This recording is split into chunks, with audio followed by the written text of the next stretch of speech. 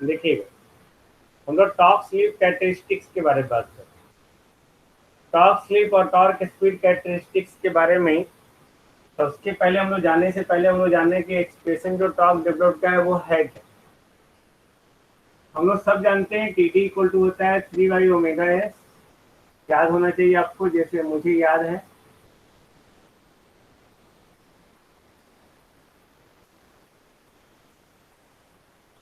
ये फार्मूला होता है। Okay, this is very important formula. और स्लिप जो है हमारा वो N S minus N R by N S होता है ना। ओके, अब सोचो यहाँ पे टॉर्क स्लिप कैरेक्टरिस्टिक्स हम लोग को निकालना है। ओके, यहाँ पे एटलीस्ट हम लोग ये जानते हैं कि अगर स्पीड बढ़ेगा स्लिप घटेगी। ओके, स्पीड बढ़ेगा स्लिप घटेगा, स्पीड घटेगा स्लिप बढ़ेगा। All of you know. Okay, और यहाँ पे ऊपर वाले एक्सप्रेशन से आपको ये जो आपका एक्सप्रेशन है, from this expression it is very very clear that okay R two X two naught ये सब सारा हमारा क्या है, कांस्टेंट है। R2 और X2 नॉट कांस्टेंट है, E2 नॉट कांस्टेंट है। ओके, यानी कि टॉर्क जो डिपेंड कर रहा है मेनली स्लिप पे डिपेंड कर रहा है। ओके, मेनली स्लिप पे डिपेंड कर रहा है, और स्लिप हमारा बढ़ेगा या घटेगा अकॉर्डिंग टू द लोड। अगर लोड बढ़ रहा है तो स्पीड इंस्टेंटेनियसली घटेगा, और स्पीड घटेगा तो आपका स्लिप क्या होगा, वो बढ़ेगा, है ना। I think all of you know. नहीं, देन इन दैट केस जो है हम लोग यहाँ पे टॉर्क स्लिप कैरेक्टरिस्टिक्स में ओके या टॉर्क स्पीड कैरेक्टरिस्टिक्स का बात करें, स्लिप का रिलेशन स्पीड से है, यानी कि अगर स्लिप इधर जा रहा है तो स्पीड उल्टा जाएगा, दिस वन, जस्ट उल्टा रिलेशन। और टॉर्क का रिलेशन स्लिप के साथ यहाँ दिख रहा है, तो इसी को हम एनालाइज करते हैं। और टॉर्क स्लिप कैरेक्टरिस्टिक्स को ड्रॉ करने के लिए हम लोग स्लिप को रफली जो है तीन पार्ट में, तीन रीजन में डिवाइड करते हैं रफली। ओके, पहला रीजन जो है हमारा वो है low slip region, this one. Second जो है हमारा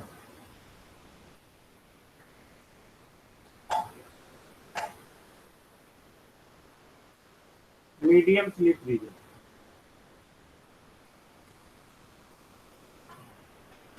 थर्ड जो हो गया वो हाई स्लीप रीजन। ओके, ये तीन तरह का रीजन है। ओके, नाउ अब हम लोग एक एक करके रीजन में लोग डिस्कस करेंगे।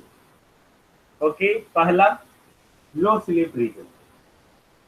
ओके, लो स्लीप रीजन यानी कि एज द लोड इंक्रीजेज, जैसे जैसे लोड बढ़ता है वैसे वैसे जो है आपका स्लीप क्या होगा, बढ़ेगा। हम लोग देख चुके हैं।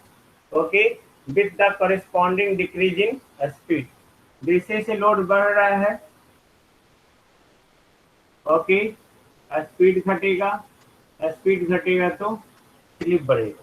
यानी कि हम लोग डायरेक्ट रिलेशन बना सकते हैं कि लोड अगर बढ़ा तो स्लिप बढ़ेगा, और लोड घटेगा तो स्लिप घटेगा। Okay, I think no problem. Okay, now अब इसमें देखो at S equal to zero, अगर एस जीरो हो तो डेवलप्ड टॉर्क क्या होगा, जीरो या कुछ वैल्यू होगा, just till be developed torque zero होगा, है ना। At S equal to zero developed torque zero होगा। यानी कि इससे एक चीज तो क्लियर हो गया है कि टॉर्क स्लिप कैरेक्टरिस्टिक जो स्टार्ट होगा वो जीरो से स्टार्ट होगा, है ना। टॉर्क स्लिप, टॉर्क स्लिप यानी कि टीडी वर्सेस स्लिप। बट अगर एस जीरो है तो वो किस शर्त पे जीरो है, जब N R equal to N S हो जाएगा, N R equal to N S हो जाएगा। यानी कि हम लोग बोल सकते हैं जब एस जीरो तो N R equal to N S, यानी कि टॉर्क स्पीड कैरेक्टरिस्टिक जो हम लोग ड्रॉ करेंगे ओके वो कहाँ से स्टार्ट होगा, सिंक्रोनस स्पीड से।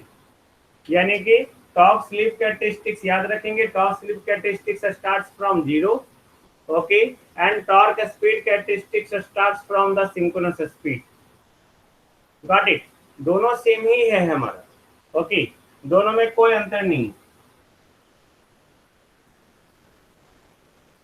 ये टॉर्क और ये स्पीड। ओके,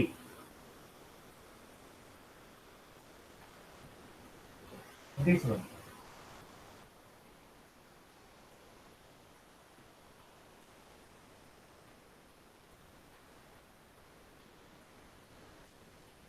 ये स्पीड ठीक उल्टा।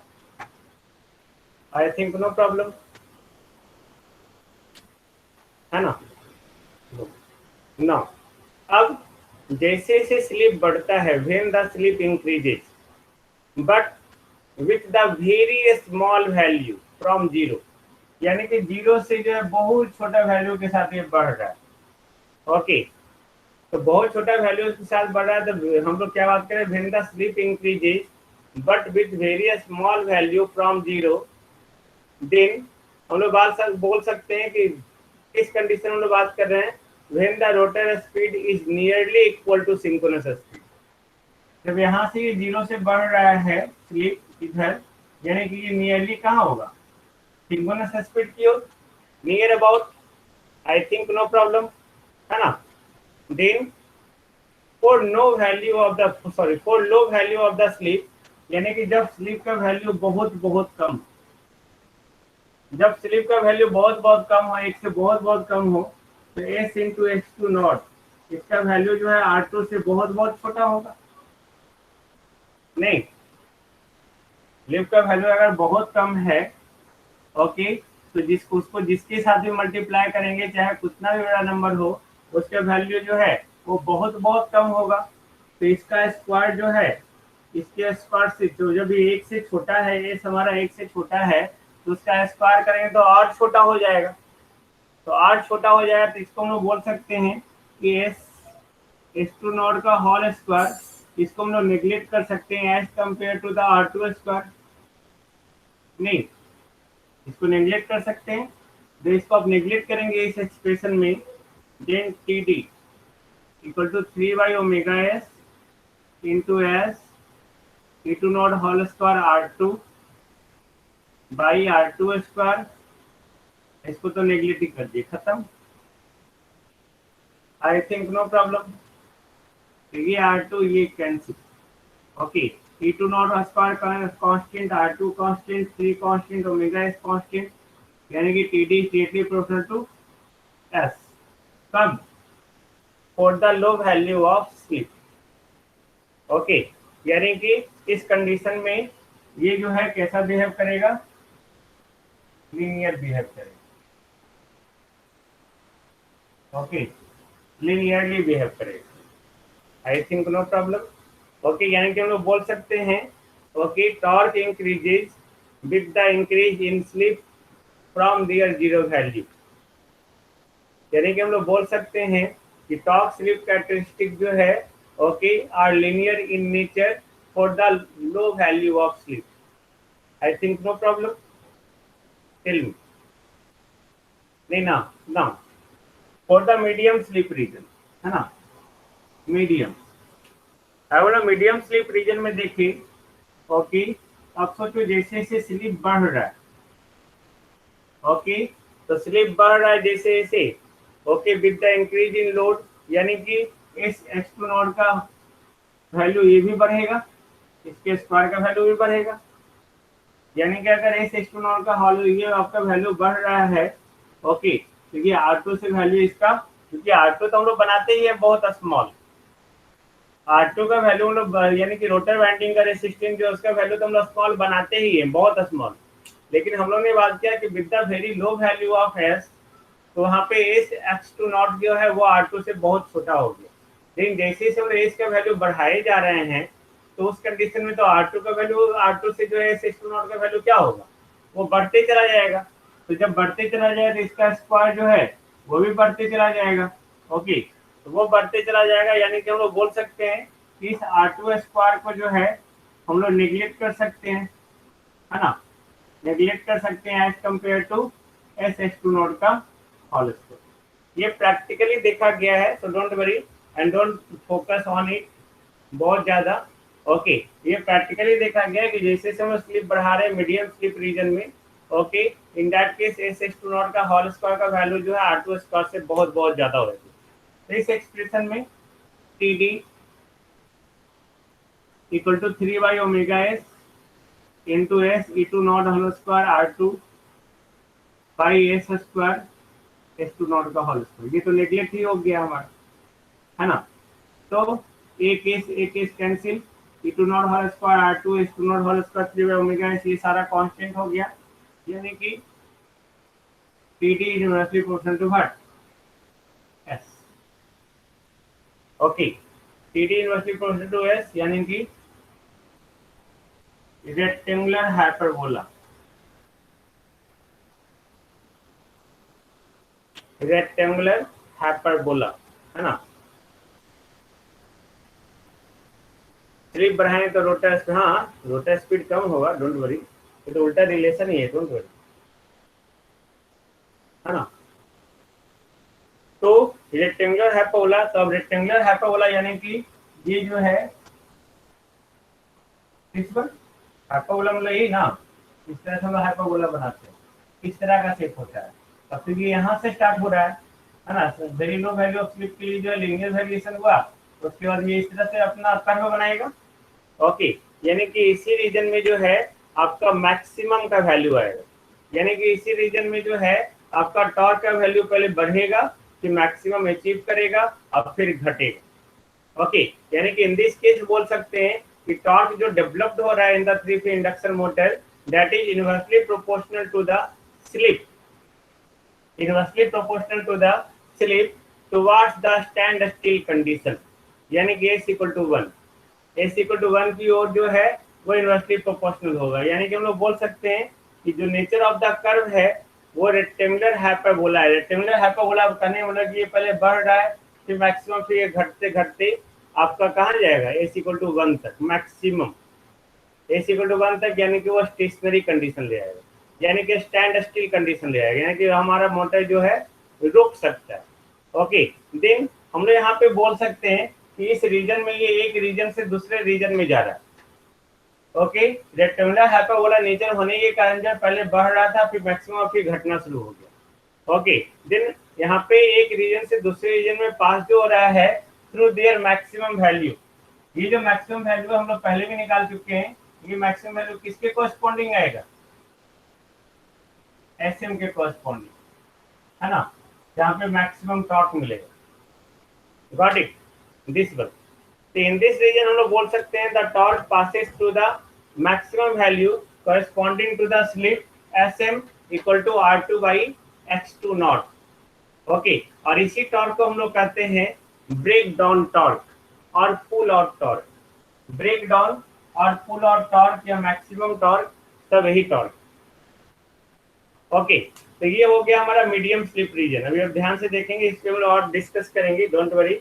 ओके, नाउ अब क्या है कि हाई स्लिप रीजन में, यानी कि अब स्लिप का वैल्यू बढ़ते जा रहा है। अब जैसे जैसे स्लिप बढ़ाएंगे, ओके, जैसे जैसे स्लिप बढ़ाएंगे further due to increase in load, जैसे जैसे लोड बढ़ते जाएगा तो हमारा स्लिप बढ़ते जाएगा, तो टॉर्क जो है अपने मैक्सिमम वैल्यू से घटना शुरू हो रहा है। तो मैक्सिमम वैल्यू से टॉर्क घटना शुरू हो रहा है, यानी कि मोटर क्या होगा, स्लो डाउन होगा, यानी कि मोटर जो है आपका उसका स्पीड घटना शुरू हो रहा है, और मे बी वो स्टॉप हो जाए कब, जब s इक्वल टू 1 हो जाए तब। ऑफकोर्स हम लोग जानते हैं s equal to ns minus nr।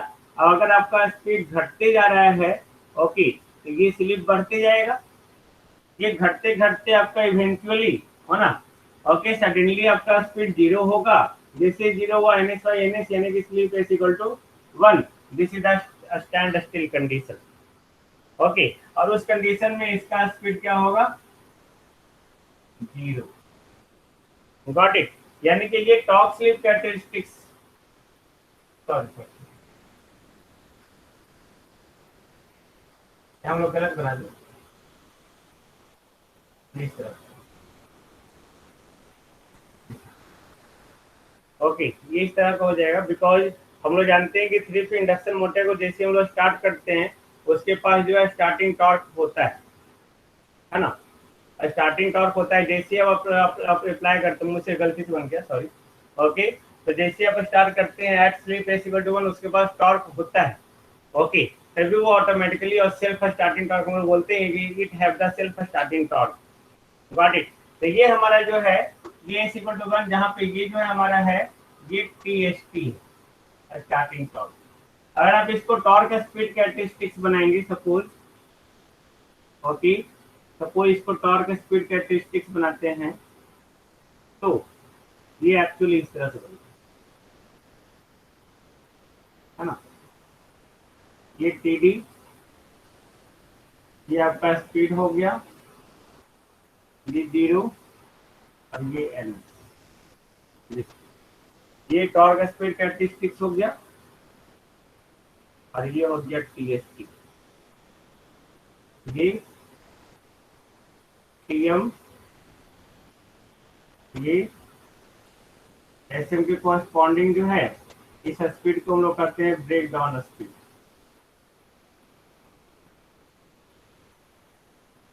जब ये स्पीड यहाँ पे मिलेगा, okay, break down speed.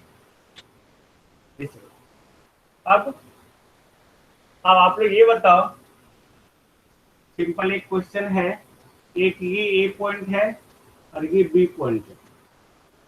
3 phase induction motor का जो है वर्किंग रीजन कौन सा होगा, किस पॉइंट के नियर अबाउट या किस रीजन में जो है आपका 3 फेज इंडक्शन मोटर वर्क करेगा, या दोनों रीजन में वर्क करेगा? Tell me. ए बी दोनों आंसर आ गया, तो ये तो ऑप्शन है बी।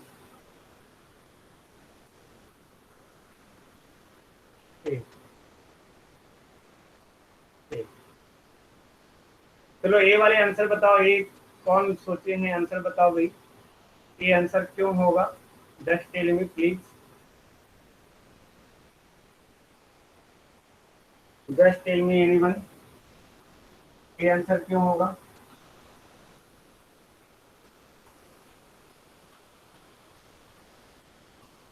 आंसर देने से मतलब है कि उसके कॉज के साथ आंसर देते हैं। चलो सर बोले तो अब कुछ तो आंसर देना होगा, है नहीं? स्टेबल रीजन बी होता है, आप पढ़ लिए। क्यों स्टेबल रीजन बी क्यों होगा विशेष, ये बताओ।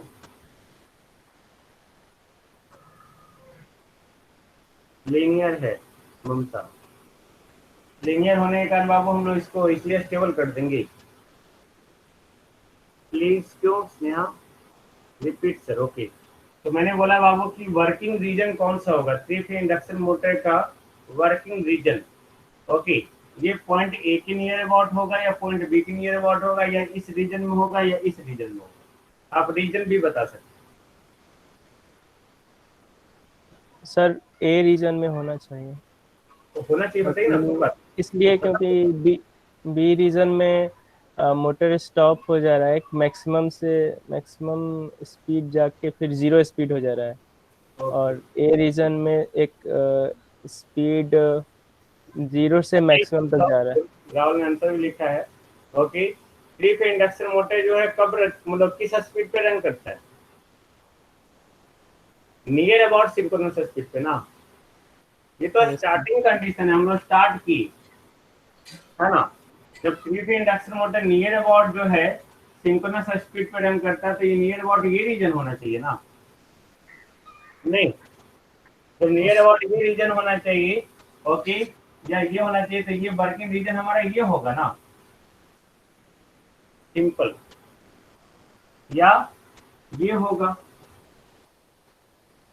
नहीं? वर्किंग रीजन तो हमारा ये होगा ना। Yes sir, yes. नहीं, 3 फेज इंडक्शन मोटर कभी भी इस रीजन में ये स्टार्ट हो गया है ना, बट वो वर्क किस रीजन में करेगा? अनस्टेबल रीजन, स्टेबल रीजन, वो लिनियरली बी रीजन से ना बढ़ेगा क्या? टॉर्क तो 0 से स्टार्ट होगा तो बी रीजन ही ना लेंगे सर, स्टेबल रीजन। गुलशन बोल रहे भाई? नहीं सर, विशेष। विशेष मतलब टॉर्क 0 से क्यों स्टार्ट होने लगा विशेष? आपको मैंने स्लिप 0 से। स्लिप इंडक्शन मोटर जो है that is the self starting motor, just because of self starting torque. हम लोग पढ़ते हैं 3 phase induction motor have the self starting torque inherently, खुद से। ओके, तो खुद से तो ये यहां से स्टार्ट हो रहा है ना, ये यहां से स्टार्ट हो रहा है। आप ये बोलो कि जीरो स्पीड से स्टार्ट हो रहा है, जीरो टॉर्क से नहीं। 3 फेज इंडक्शन मोटर ये इनिशियली आपका जो है स्टैटिक था। ओके, बट उस समय भी उसके पास टॉर्क था, जैसे आपने सप्लाई दिया वैसे ही टॉर्क बिल्डअप हुआ, और वही टॉर्क के कारण ये रोटेट करना शुरू हुआ। इसको हम लोग अलग से प्राइम मूवर के द्वारा रोटेट नहीं करवाते। ओके, थैंक यू दीदी। ओके, तो हम लोग यहाँ पे जो है स्टार्टिंग टॉर्क ये हमारा स्टार्ट करने के लिए स्टार्ट हो गया। Okay, but this is not the working region. क्यों? यहाँ के बाद इसको जो है आना है वो नियर अबाउट सिंक्रोनस स्पीड पे भी इसका वर्किंग रीजन। ये पहले से हम लोग जानते हैं इस चीज को, इसमें लोग और डिटेल करेंगे। ओके, टॉर्क नियर जीरो नहीं बोल सकते इसमें हमें, ये गलत गलत कंसेप्ट नहीं। टॉर्क नियर जीरो नहीं, इसको हम लोग रीजन बोलते हैं। Okay, zero to S M region. Working region is zero to S less than S M. This region is the working region. Got it? This is the working region. Okay. I think no problem. अब जो है इसमें जो है हम लोग पूरे 3 phase induction machine का बात करें। ओके, जो मैं आपको दिखा दे रहा हूं, ब्रेकिंग हम लोग पढ़ेंगे, मोटरिंग हम लोग पढ़ रहे हैं, जनरेटर पढ़ने का नीड नहीं। ओके, तो हमारा कोई भी मशीन जो है वो 3 मोड में वर्क करता है।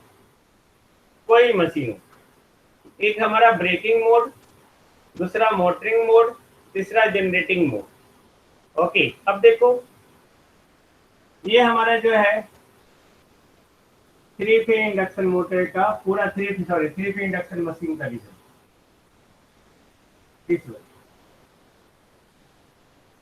ईडी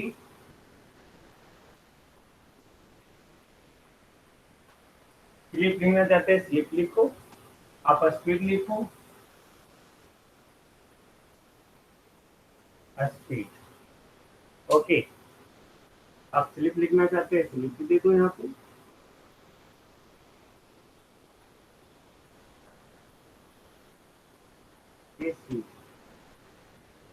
ओके, ऑफ कोर्स हम लोग यहाँ पे इसके बारे में बात कर चुके हैं।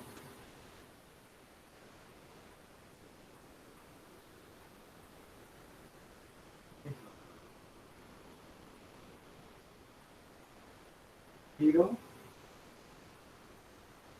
NS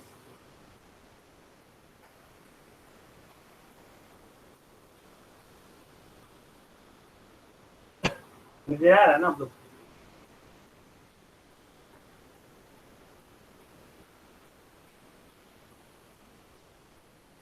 NS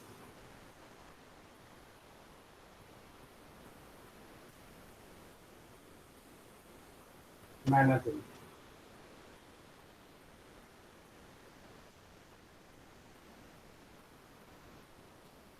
ये देखो पूरा टॉप स्लिप कैरेक्टरिस्टिक्स या टॉर्क स्पीड कैरेक्टरिस्टिक्स। इसमें जो है ये ब्रेकिंग मोड,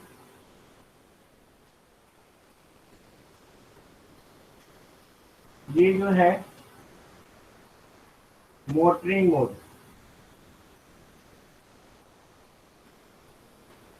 और ये जो है जनरेटिंग मोड। जब पढ़ना है तो हम क्यों बता रहे हैं, क्वेश्चन ये उठता है बिकॉज ये ऑब्जेक्टिव में आपको पूछता है।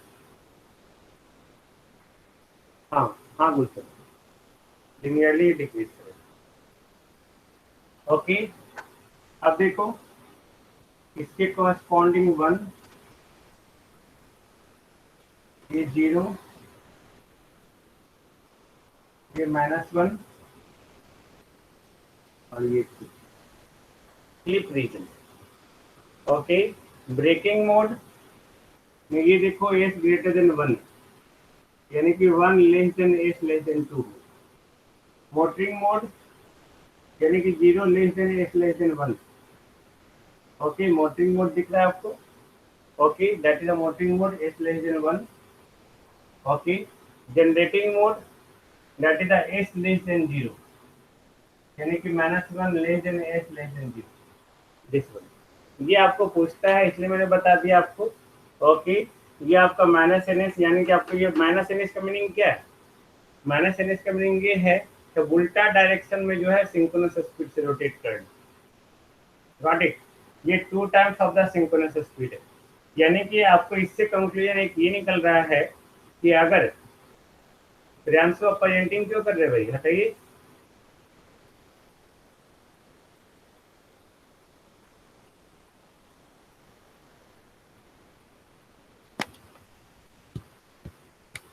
प्रियांशु,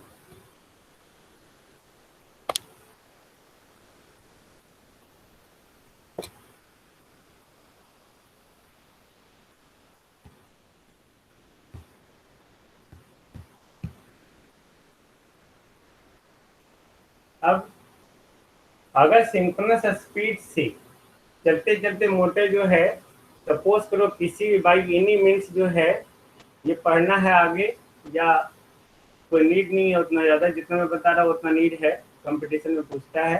तो अगर सिंक्रोनस स्पीड से अगर स्पीड बढ़ गया तो वो मोटर जनरेटर की तरह बिहेव करने लगेगा। अगर आपका जो रोटर का डायरेक्शन ओके वो चेंज हो गया, रिवर्स हो गया, तब वो हमारा जो ब्रेकिंग मोड में आ जाएगा। याद रखेंगे। ओके, अगर रोटर का डायरेक्शन यहाँ देखो माइनस में चला गया, तो रोटर का डायरेक्शन अगर रिवर्स हो गया तो वो ब्रेकिंग मोड में चला जाएगा। अगर रोटर का स्पीड जो है वो आपका सिंक्रोनस स्पीड से बढ़ गया तो वो जनरेटिंग मोड में चला जाएगा। ब्रेकिंग मोड यानी कि s greater than 1, okay, generating mode यानी कि s लेस देन 1, और ब्रेकिंग, मोटरिंग और जनरेटिंग मोड यानी कि s less than 0। Okay, then it is very important corresponding to the torque slip characteristics. Okay, now इसमें एक पॉइंट हम लोग और बात करेंगे अभी तुरंत इसी में। ब्रेकिंग मतलब रोकना, है ना। ओके, रोकना यानी कि हम लोग इंडक्शन मोटर में ब्रेक लगा रहे हैं, गॉट इट, यानी कि अब उसको रोकने का कोशिश कर रहे हैं। अब देखो इसके साथ साथ जो है हम लोग एक चीज स्टडी करेंगे जो हम लोग पहले डिस्कस कर चुके हैं, वो हम लोग पहले डिस्कस कर चुके हैं। ओके, अब हम लोग यहाँ पे डिस्कस करेंगे इफेक्ट ऑफ, उसको ग्राफ के थ्रू देखेंगे।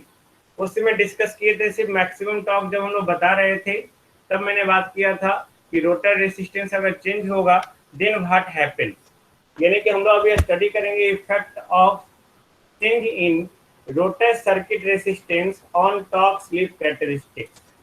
इफेक्ट ऑफ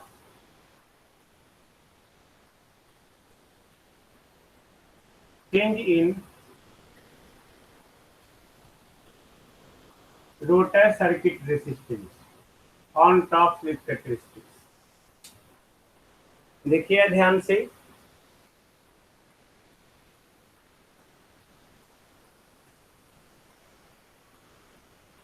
ये टीडी हो गया आपका, है ना, ये टीडी हो गया, और ये स्लिप हो गया। ओके,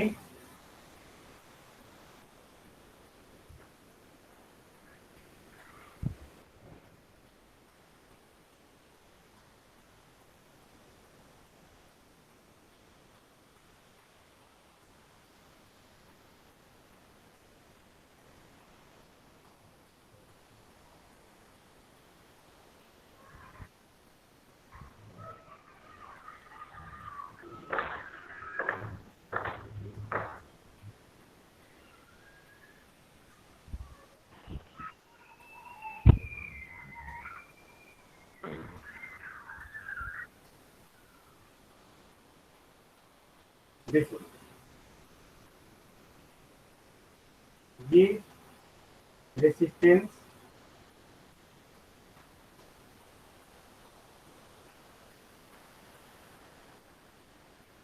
यानी कि हम लोग क्या कर रहे हैं, रेसिस्टेंस बढ़ा रहे हैं as the rotor resistance increases, यानी कि R23 greater than R21 greater than R21। Okay, अगर हम लोग रोटर रेसिस्टेंस बढ़ा रहे हैं तब क्या हो रहा है। Okay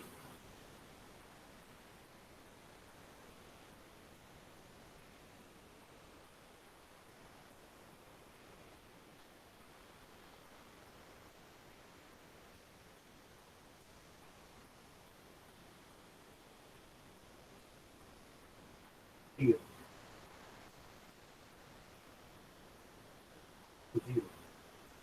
okay. ये सबसे पहले कौन से मोटर में पॉसिबल है? ये सबसे पहले जो है स्लिप रिंग इंडक्शन मोटर में ही पॉसिबल है, और किसी में पॉसिबल नहीं, क्योंकि रोटर रेसिस्टेंस को हम लोग चेंज कर सकते हैं सिर्फ और सिर्फ स्लिप रिंग इंडक्शन मोटर में। अब जैसे जैसे R2 बढ़ा रहे हैं तो हम लोग जानते हैं ओके कि R2 equal to S not हो रहा है। ओके, तो अगर R2 बढ़ाएंगे तो उसके साथ साथ slip corresponding to maximum torque ये भी बढ़ेगा हमारा, यानी कि first SM3 greater than SM2 greater than SM1। दिख रहा है स्लिप बढ़ रहा है आपको? नहीं, उसके साथ साथ ये देखो टॉर्क भी बढ़ रहा है, स्टार्टिंग टॉर्क। ओके, मैंने पहले बोला कि R/X रेशियो जिसका ज्यादा होगा, यानी कि यहाँ पे रेसिस्टेंस हम लोग बढ़ा रहे हैं by keeping the rotor reactance constant. Okay, in that case starting torque आपका क्या होगा, वो बढ़ जाएगा दिस वन। बट ओके, ये देखो TM मैक्सिमम टॉर्क, ये हमारा क्या है, कांस्टेंट है ना, लेकिन लोकेशन ऑफ TM वो क्या हो रहा है, मैंने पहले ही बताया ना इस चीज को, लोकेशन ऑफ TM वो चेंज हो रहा है। ओके, लोकेशन ऑफ TM वो वेरी कर रहा है, मैंने पहले भी इस चीज को बताया था। ओके, तो यहाँ पे आपको क्लियरली दिख रहा है सारा पॉइंट जो मैंने आपको पहले बताया। इट इज वेरी इंपॉर्टेंट, इसको हम लोग स्पीड कंट्रोल में भी यूटिलाइज करते हैं in the case of slip ring induction motor. Got it? यानी कि हम लोग यहाँ पे जो है due to change in location of maximum torque, okay, ये भी आप देख सकते हैं स्पीड भी हमारा जो चेंज हो रहा है। ओके, ये स्पीड इधर से इधर जाएगा, तो अगर स्लिप हमारा बढ़ रहा है कॉरस्पॉन्डिंग टू मैक्सिमम टॉर्क, तो उसके कॉरस्पॉन्डिंग जो है स्पीड हमारा क्या होगा, ये स्पीड घट रहा है ना, ये बढ़ रहा है। अगर slip corresponding to maximum torque बढ़ रहा है, ओके, तो स्पीड कॉरस्पॉन्डिंग टू क्या होगा, घटेगा, वेरी गुड, डिक्रीज होगा, है ना। यानी कि हम लोग कंक्लूजन निकाल सकते हैं कि with the increase in rotor resistance, okay, the breakdown speed और the speed corresponding to maximum torque decreases. Okay, I think no problem. अब आप उस न्यूमेरिकल प्रॉब्लम को पहले बनाएंगे, उसके बाद हम लोग फिर से इसमें न्यूमेरिकल प्रॉब्लम करेंगे और इसको नेक्स्ट क्लास